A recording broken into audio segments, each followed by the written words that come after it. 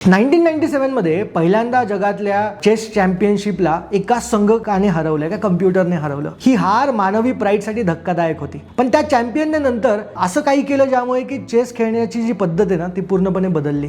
नमस्कार, मी Avinash Chate, corporate coach म्हणून काम करतो.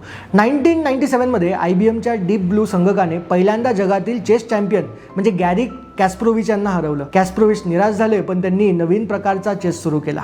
ह्युमन आणि कम्प्युटर मिळून खेळणारी ॲडव्हान्स चेस त्यांनी तयार केली आणि कम्प्युटरला एकट्याने खेळण्यापेक्षा ह्युमन प्लस कम्प्युटर अशी टीम बनवून एक पॉवरफुल कॉम्बिनेशन तयार केलं.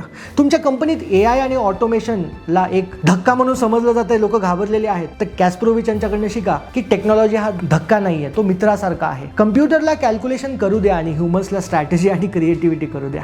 दोघांचं कोलॅबरेशन करा, तेव्हाच तुमची कंपनी पुढे जाईल. तर आजच बघा AI कुठे वापरता येईल, ऑटोमेशन कुठे वापरता येईल तुमच्या बिझनेसमध्ये आणि ते सुरू करा. तुम्हाला जर समजत नसेल तर कन्सल्टिंगसाठी ईमेल करा and let's have a training session for your team on AI and automation.